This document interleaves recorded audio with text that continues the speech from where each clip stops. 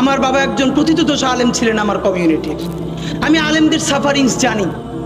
সুতরাং শাহবাগে যারা গিয়েছে না বুঝে, তারাও যদি তওবা করে, আমরা তাদের সাথেও জুলুম করতে চাই না, তাদের সাথেও আমরা ইনসাফ চাই। আমি আমার শত্রুর সাথেও ইনসাফ চাই।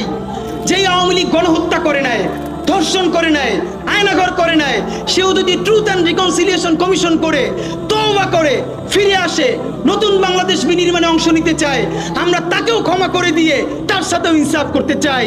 কিন্তু তার আগে বিচার নিশ্চিত করতে হবে।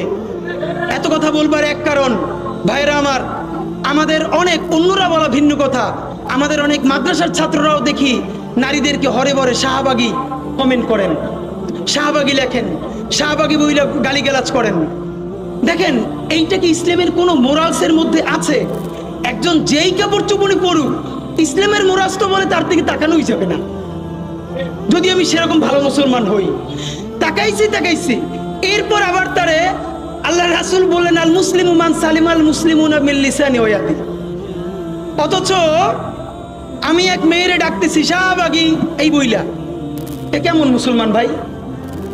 এখন তার মাথায় যদি আবার একটা টুপি থাকে এবং পরনে পাঞ্জাবি থাকে, এই মেয়ের মনস্তত্ত্বে ইসলাম, মুসলমান, মাদ্রাসা সম্বন্ধে কি ভয়ানক অবস্থা তৈরি হয় আপনি ভাবেন তো।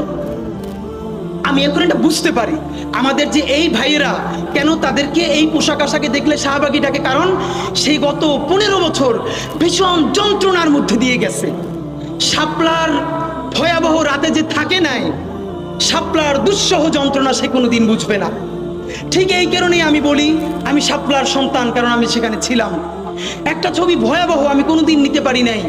দুই ভাই, একজনের লাশটা বুকে জড়াইয়া এরকম ধইরা আছে, যাইতেও পারতেছে না, নিতেও পারতেছে না, পতাকা চড়ানো, চতুর্দিকে গুলি, শাপলার বিভীষিকাময় দিন রাত। কিন্তু এই জন্য কি আমরা আমাদের সাথে যেই জুলুম হয়েছে, আমরা কি আরো আরেকটা জুলুম কারোর সাথে করতে দিব? না, আমরা জুলুম করতে দিব না। আমরা আমাদের জীবন দিয়ে হইলেও আমার শত্রুর সাথেও ইনসাফ চাইবো। আজকে আমি হাটহাজারিতে দাঁড়ায় এই কথাটা কেন বললাম? আমি সারা বাংলাদেশের আর কোনো মাদ্রাসায় মসজিদে এই কথাটা বলতাম না, কারণ হাটহাজারিতে আমি এসেছি।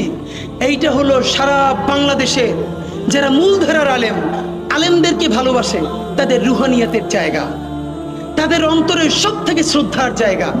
সুতরাং আমার যদি কোনো কষ্ট থাকে, আমি আমার মুরব্বীদের কাছে বলবো না, কারে বলবো? আমার যদি ভুল থাকে, আমি তাদের কাছ থেকে দোয়া নিব না, কার কাছ থেকে দোয়া নিব? আপনাদের কাছে বিনীত অনুরোধ করি, হরে দরে কাউরে শাহবাগী বলা যাবে না।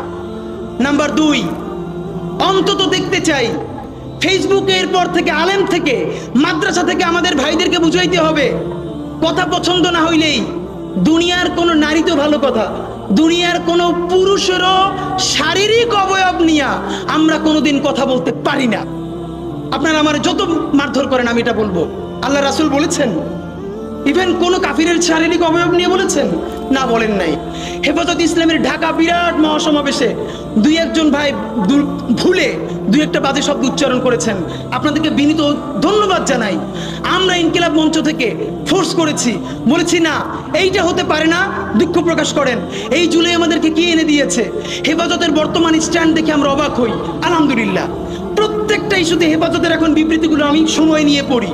এর মানে নতুন কিছু এখানে ইনপুট হচ্ছে, আমাদের ভাইয়েরা পড়াশোনা করছে, এটা রিফ্লেকশন আছে। আমি ভাইদের কাছে যারা এখানে আছেন বিনীত অনুরোধ করি, পর থেকে এটা দেখতে চাই। আপনারা এরপর থেকে যত বিবৃতি হেফাজত থেকে দিবেন, এরপর থেকে শুধু বাংলায় দিলে হবে না, প্রত্যেকটা বিবৃতির সাথে সাথে ইংলিশ এবং আরবিতেও দিতে হবে। হেফাজতের রাজনীতি তো শুধু বাংলাদেশে না, তারাই আমেরিকান এম্বাসিতে গিয়ে বোঝানো হয় এরা জঙ্গি, এরা মৌলবাদী।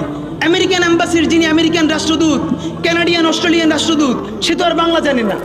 আপনার বিবৃতি ডেইলি স্টার যে অনুবাদ করে সে তো পারে। তো এই যে প্রথম আলো, ডেইলি স্টার বা মিডিয়া ঠিক ইনভার্টেড কমার মধ্যে অনুবাদের যে কি রাজনীতি করতে পারে, এইটা আমরা জানি। সুতরাং আপনি এই রাজনীতির সুযোগ দিবে কেন? আপনি বরং এখন থেকে যত বিবৃতি দিবেন, প্রত্যেকটা বিবৃতির সাথে সাথে ইংলিশ, আরবি এবং বাংলা ভার্সন দিয়ে দিবেন, এবং সাথে সাথে ওয়েবসাইটে আপলোড হবে, যাতে কেউ এটা আর বিকৃতি করতে না পারে। এইটা আমাদের বিনীত অনুরোধ। নাম্বার 2, হেফাজতের এই জায়গা থেকে নতুন যে ইমপ্রুভমেন্ট ঘটছে, আপনাদের কাছে বিনীত অনুরোধ করি, আমাদের ভাইয়েরা, জুলাই শেষ হয় নাই, এই জুলাইরে যদি চূড়ান্ত বিপ্লবে আমরা পরিণত করতে না পারি, শুধু একটা কথা মনে করাই শেষ করি। আপনারা নিশ্চয়ই জানেন 1857 সালে মহাবিদ্রোহেও সিপাহী বিপ্লবে আমরা জিতে গিয়েছিলাম ব্রিটিশদের বিরুদ্ধে। একদম 90% যখন জিতে গেছি, দীর্ঘ লড়াই, একদিকে টিপু সুলতান, একদিকে ঝাঁসির রানী, তুমুল বিপ্লব। একমাত্র হিন্দুদের মধ্যে এলিট হিন্দু শ্রেণী, আবারও বলি সবাই না, কারণ হিন্দুদের মধ্যে মঙ্গল পাণ্ডে বুক চিতিয়ে লড়াই করেছে। এই চট্টগ্রামের সন্তান হাবিলদার রজমালির নাম কেউ বলে না, ইতিহাস থেকে নাই করে দিয়েছে। আপনারা তার নাম শুনেছেন? সিপাহী বিপ্লবে যদি দুইটা নাম থাকে, এর একটা মঙ্গল পাণ্ডে আর একটা হাবিলদার রজমালি। ইতিহাস পড়িও না, নতুন করে তৈরিও করি না, পাবলিকেশনও বানাই না, শুধু রাস্তা কাঁপাই দিলে হবে না ভাই। হাবিলদার রজমালি এই ব্রিটিশদের বিরুদ্ধে পার্বত্য অঞ্চলে যুদ্ধ করতে করতে পার্বত্য চট্টগ্রামের ঘোড়া নিয়ে ঢুকে গেছে। একটা সময় সঙ্গীহারা হয়ে গেছে, ব্রিটিশদের কাছে জীবন দিবে না, এই জন্য তিনি চিরতরে পার্বত্য চট্টগ্রামের ভিতরে ঢুকে গেছে, আর ব্যাক করেন নাই। তিনি মনে করেছেন যুদ্ধ করতে করতে প্রয়োজনে হারাইয়া যাব, তবু আমার স্বাধীন জীবন ব্রিটিশ বেনিয়াদের কাছে হত্যা হইতে দিব না। সেই হাবিলদার রজমালির সন্তান এই বীর চট্টলা। আমাদের ইতিহাস তো আমরা জানি না।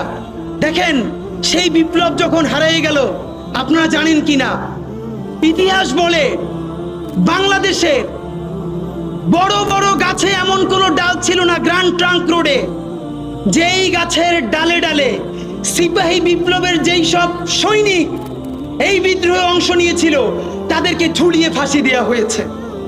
তাদের বাবাকে, তাদের সন্তানদেরকে জগন্নাথ বিশ্ববিদ্যালয়ের সামনে বাহাদুর শাহ পার্ক গিয়ে দেখবেন, এখনো তাদের নাম লেখা আছে। আগে ছিল ভিক্টোরিয়া পার্ক, পরে আমাদের বাহাদুর শাহের নামে করা হয়েছে। গিয়ে দেখবেন প্রকাশ্য দিবালোকে গাছের সাথে ঝুলিয়ে আমাদের বিপ্লবীদেরকে ফাঁসি দেওয়া হয়েছে। শুধু তাই না, 5 দিন 7 দিন ধরে সেই লাশ ঝুলিয়ে রাখা হয়েছে, যাতে মানুষ দেখে শিক্ষা পায় আর কেউ কোনোদিন ব্রিটিশদের বিরুদ্ধে বিপ্লব বা বিদ্রোহ করতে না পারে। দেখেন, বিপ্লব জিতে যাওয়ার আগে আমরা যখন সামান্য ভুলে পরাজয় হয়েছে, আমাদের লাশ গাছে গাছে ঝুলেছে। এরপর মুক্তি আসতে আরো 100 বছর লেগেছে। 1857 সালে মুক্তি আসতে পারত। আপনারা নিশ্চয়ই জানেন 1757 সালের পরে 1857 সালে এই 100 বছরেও ব্রিটিশদের আমাদেরকে যেই ক্ষতি করতে পারে নাই, 1857 সালে মহাবিদ্রোহে আমাদের পরাজয়ের পর তার 1000 গুণ ক্ষতি তারপরে তারা করেছে। আমাদের সমস্ত সম্পদ ধ্বংস করে দিয়েছে। যারা জমিদার ছিল সেই মুসলমানরা তাদেরকে কৃষক বানিয়ে দিয়েছে। শুধু কৃষক না, ভূমিহীন কৃষক বানিয়ে দিয়েছে। ভাইয়েরা আমার, এই জুলাই যদি এটাকে বিপ্লবে পরিণত করতে না পারি, চূড়ান্ত যোগ্যতা অর্জন করে যদি এটাকে চূড়ান্ত পিকে যেতে না পারি, সামনে বাংলাদেশে আমাদের জন্য ভয়াবহ সে আর একটা সিপাহী বিপ্লবের করুণ প্রতি অপেক্ষা করছে। আপনারা অনেকে ভাবতেছেন এইটাও কি সম্ভব? জামাতের ভাইয়েরা অনেকে বুঝে না, বলে কি করে সম্ভব। মনে করাই দেই, শহীদ নিজামী মুজাহিদ সাহেবেরা মন্ত্রী হিসাবে সর্বশেষ যখন সম্ভবত 2006 বা 2007-এও মন্ত্রী ছিলেন, বলেন তো তার কয় বছর পর তাদেরকে ফাঁসি দেওয়া হইল? 10 বছরও লাগে নাই। রানিং ফুল মন্ত্রী ছিল, লক্ষ লক্ষ মানুষ তাদের সাথে ছিল, তাদের মন্ত্রণালয়ে একটা পয়সার দুর্নীতি বের করতে পারে নাই। 10 বছরের মধ্যে মন্ত্রিত্বের পর তাদেরকে ফাঁসি দেওয়া শুধু হয় নাই, তাদের সন্তানরা তাদের জানাজাটা পর্যন্ত পড়তে পারে নাই। সংখ্যা দিয়ে হয় না ভাই, কোটি কোটি মানুষ দিয়ে সবকিছু হয় না। আজকে আপনারা প্রথম আলোর বিরুদ্ধে বলেন, এই যে আসার সময় বলতেছিলাম শায়েকরে, প্রথম আলোর প্যারালাল কাছাকাছি একটা পত্রিকা কি আমরা দাঁড় করাইতে পারছি? অনেকে বলে আমার দেশের কথা, আজকে শুধু বলি, পরশু জানলাম প্রথম আলোর 10 ভাগের 1 ভাগ বিনিয়োগ এবং আর্থিক সংগতি আমার দেশের নাই। 5 কোটি টাকা হইলে আমার দেশে একটা নতুন প্রেস কিনতে পারে, তাইলে পত্রিকাটা ঠিক মতো ছাপাইতে পারে, ভাড়া লাগে না, সেই টাকাটাও তাদের নাই। ভাই, ভালোবাসা দিয়া পয়সার কাজ হয় না। 50,000 টাকা যে এই লোকটার স্যালারি, এই কাজ যদি 20,000 টাকা দিয়ে করাইতে চান, কোনোদিন 50,000 টাকা রিপোর্ট এবং স্কিল আপনি পাবেন না। ওই 50,000 টাকাই লাগবে। মানুষ মাগনা কাটে 3 দিন, একজনের দাওয়াত খাওয়ায় 2 দিন 3 দিন, তারপরে আর চলে না। আমাদের আর্থিক যোগ্যতা অর্জন করতে হবে। আমাদের অনেকগুলো প্রতিষ্ঠান লাগবে, একটা প্রতিষ্ঠান না। আমাদের ভাইদের সমস্যা কি জানেন? সে আজকে যদি হাটহাজারী মাদ্রাসা দিয়ে কেউ একটা পত্রিকা বার করে, সেই পত্রিকাটাও সে জাতীয় মূলধারা বানাবে না, দেবে দৈনিক হাটাজারি। সে বানাবে মানে কোনো না কোনো ঘুরে ফিরা তার চিন্তায়, মননে, মগজে প্রথমে হয়তো হাটাজারি, সর্বোচ্চ বড় হইলে হেফাজত, এরপরে সর্বোচ্চ বড় হইলে বাংলাদেশের শুধু মুসলমান। ভাইরা, এই মুসলমানের বাইরের যে জনগোষ্ঠী সেটা কি আপনার না? আপনি ভাবেন এই দেশের আপনি প্রধানমন্ত্রী, তারপরে ভাবেন আপনার জনগোষ্ঠী কারা, আপনি সেরকম চিন্তা করেন। সুতরাং আমি কথায় অনেক ভুলভ্রান্তি বলতে পারি, কিন্তু বিশ্বাস করেন আমার কলিজে চিল্লেও আপনারা শুধু যেটা পাবেন সেটা হইল আমি চক্ষু বন্ধ করে দেখতে পাই। আমরা যদি যোগ্যতা নিয়ে 5-10 বছরের মধ্যে দাঁড়াইতে না পারি, এই ভিডিও, এই ছবি, এই শহীদ পরিবার, এই আহত, এদের জীবন তো শেষ, এদের পরবর্তী জেনারেশনকে পর্যন্ত কি ভয়ানক গণহত্যার শিকার হইতে হবে আমরা চিন্তাও করতে পারতেছি না। সুতরাং বাংলাদেশের স্বাধীনতার সার্বভৌমত্ব, বাংলাদেশের ইসলাম এবং মুসলমানকে বাঁচাইতে হইলে আমাদেরকে তুমুল যোগ্যতা অর্জন করতে হবে। এই মাদ্রাসা শিক্ষিত জনগোষ্ঠীর মধ্যে হাজার হাজার ছেলে লাগবে যারা CNN-এ, আল জাজিরায় তুমুল ইংলিশে বলতে পারবে। তাকে যে জঙ্গি বলা হয়, মিথ্যে ট্যাগ দেওয়া হয়, এটাকে ডিবাঙ্ক করতে পারবে সেই ইংলিশে এবং অবাক করার মতো ফ্লুয়েন্ট ইংলিশে। এই যোগ্যতা আমার লাগবে।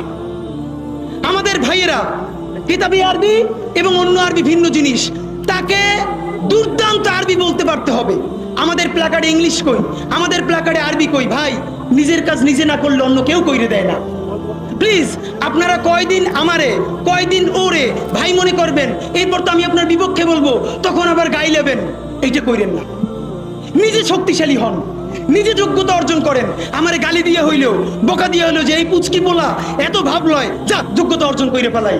তবে কি জানেন, মিছিল দিয়া জান দেওয়া এটা একদিনের কাজ, 3 দিন 5 দিন 1 মাসের কাজ।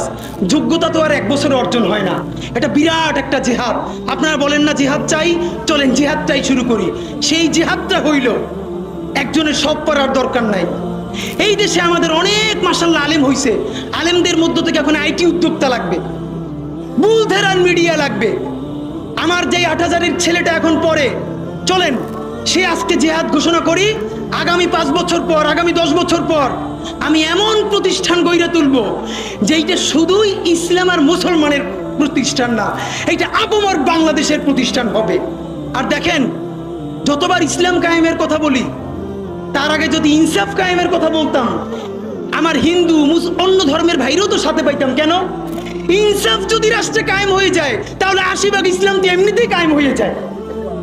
তাহলে আগে আসেন ইনসাফের রাষ্ট্র বানাই, যে ইনসাফের রাষ্ট্রে সকল ধর্ম, বর্ণ, নারী, পুরুষ আমাদের অংশীদার হবে।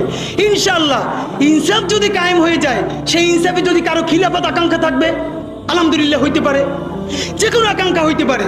তা আপনাদের কাছে বিনীত অনুরোধ, আমি শুধু এটুকুন বলতে আসছি, প্লিজ একটা মেয়েকে দেখে সে যা কাপড় চুপড় পরুক, ভাই একটা মেয়ে যদি উলঙ্গ হইয়াও হাইটে যায়, প্রথমত তো আমি যদি মাদ্রাসার ছাত্র হই, মুসলমান হই, তার দিকে তো তাকানোই আমার জায়েজ নাই।